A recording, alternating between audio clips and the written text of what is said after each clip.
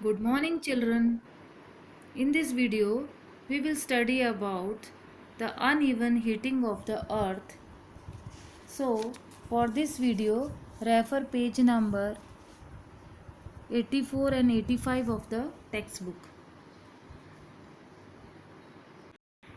Uneven heating of earth. By uneven heating between the equator and the poles, and uneven heating of land and water, which creates the generation of wind currents, जिसकी वजह से wind currents generate होते हैं इन दोनों की वजह से। तो वो हम इसमें पढ़ेंगे। तो हमने पहले वाले चैप्टर में भी देखा था कि जो सन रेज होती हैं, सनलाइट की रेज होती हैं, जब वो अर्थ सरफेस पे आती हैं तो उससे क्या होता है, एयर वार्म होती है। एयर जब वार्म होती है तो क्या होता है, वो एक्सपांड करती है, एक्सपांड होती है, और एक्सपांड होने से वो लाइट होती है, और लाइट होने से वो क्या होता है, राइज होती है ऊपर की तरफ, और जिसकी वजह से वहाँ पर लो प्रेशर क्रिएट होता है। जहाँ पर भी सन रेज डायरेक्ट पड़ती हैं, जिस एरिया के ऊपर भी जहाँ सन रेज डायरेक्ट आती हैं, वहाँ पर एयर वार्म होती है, फिर एक्सपांड होती है, लाइटर होती है, राइज अप होती है, और उसकी वजह से लो प्रेशर क्रिएट होता है। और जहाँ पर लो प्रेशर क्रिएट होता है और उस होता है, वहीं पर ही हमारे जो एटमॉस्फेयर में सराउंडिंग्स में हाई प्रेशर सराउंडिंग्स में प्रेजेंट होता है, और हमेशा हाई प्रेशर से लो प्रेशर की तरफ एयर ब्लो होती हैं, मूव होती हैं। तो इसी तरह से ये high pressure to low pressure जो विंड करंट्स चलते हैं, या जो हवा हमारी चलती है, वो इस चीज़ को, इन दोनों को इक्वलाइज कर देते हैं। Now we will study about uneven heating between poles and equators. तो जो अनइवन हीटिंग होती है पोल्स और इक्वेटर के बीच में, वो हम देखेंगे।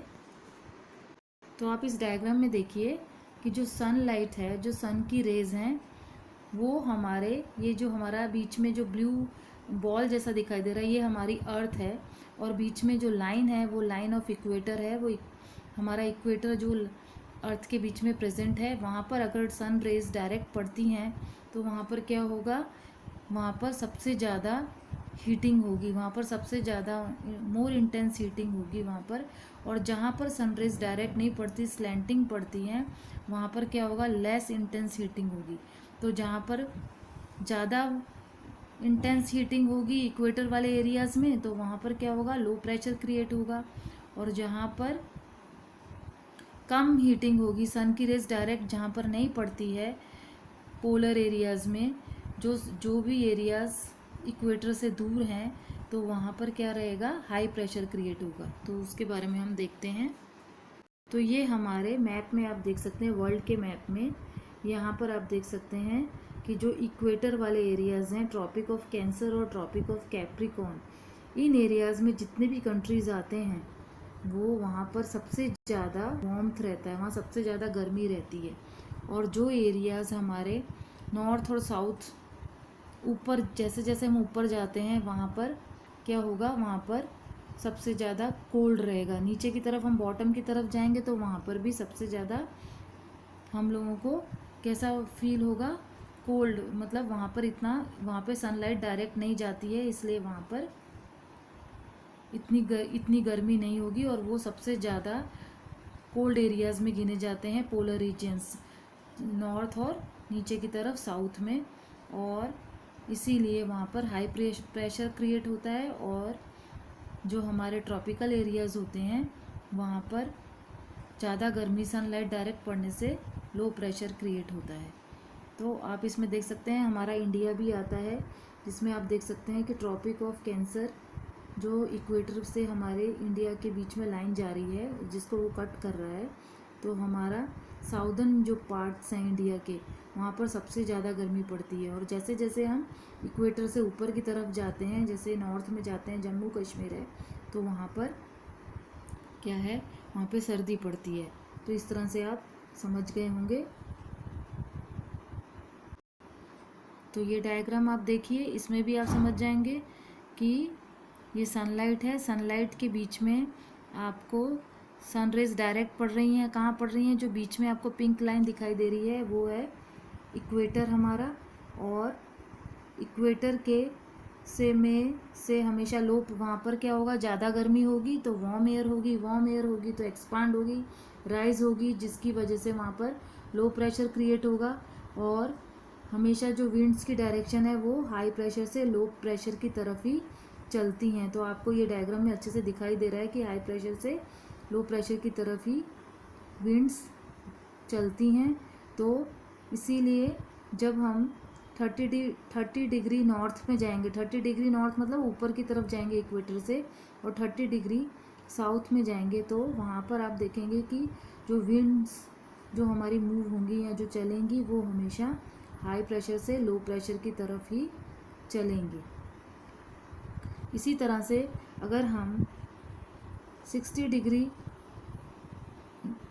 साउथर्न लैटिट्यूड लेते हैं और 60 डिग्री नॉर्थ लैटिट्यूड लेते हैं अपने हमारे अर्थ के मैप में, तो आप देख सकते हैं कि यहाँ पर भी जो है ऊपर सबसे ज़्यादा ठंडक रहती है।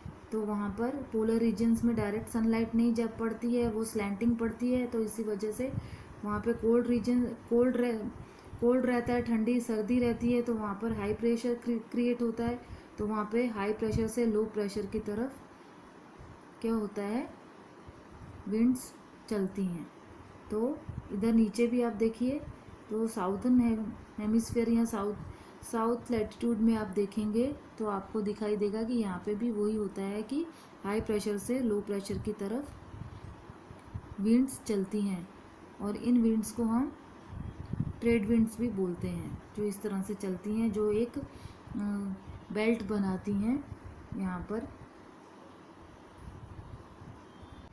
तो हमें बस यही समझना है कि जो इक्वेटर के पास जो एरियाज़ हैं, जो कंट्रीज़ हैं, वहाँ पर क्या होगा, वहाँ पर लो प्रेशर रहता है। और जब सबसे ज़्यादा गर्मी होने की वजह से, क्योंकि वहाँ पे डायरेक्ट सनलाइट पड़ती है और जिसकी वजह से वहाँ पर वार्म एयर होती है, और जो मैंने आपको बताया राइज होती है, एक्सपांड होती है, और विंड्स की डायरेक्शन हमेशा हाई प्रेशर से लो प्रेशर की तरफ ही रहती हैं। तो ये आपको बात ध्यान में रखनी है। और पोलर एरियाज़ में वहाँ पर जो सनलाइट है वो स्लैंटिंग रहती है, वहाँ पर इंक्लाइन पड़ती हैं, जिसकी वजह से वहाँ पर नॉर्थ और साउथ रीजन्स में सबसे ज़्यादा सर्दी पड़ती है। और वहाँ पर भी वहाँ सर्दी पड़ने से वहाँ पर वार्मथ कम रहती है सन की, और वहाँ हाई प्रेशर रहता है, और वहाँ विंड हाई प्रेशर से लो प्रेशर की तरफ चलती हैं। Uneven heating between the equator and the poles, तो जो मैंने आपको समझाया वही इसमें लिखा है। रीजन्स नियर द इक्वेटर, जो रीजन्स इक्वेटर के एकदम पास में है वहाँ पर डायरेक्ट सनलाइट रहेगी, direct sunlight which produces more heat which continues the air warm, जिसकी वजह से एयर वार्म होगी और वो राइज करेगी, creates low pressure system at equator. Cooler air क्या होगी, 0 to 30 डिग्रीज लैटिट्यूड पे जो बेल्ट्स बनती हैं हमारी, जो मैंने आपको बताया कि 30 डिग्री नॉर्थ और 30 डिग्री साउथ पे जाएंगे हम अगर, तो वहाँ पर हाई प्रेशर रहेगा, और जिसकी वजह से क्या होगा, on the either side of the equator move towards equator to fill the low pressure system. तो हाई प्रेशर से लो प्रेशर की तरफ हमारी विंड्स चलेंगी, और जिसकी वजह से वो उसके बीच के गैप को पूरा कर देती हैं। The air is colder at poles than that at latitudes about 60 degrees. और 60 डिग्री लैटिट्यूड पे भी हमने देखा कि जहाँ पर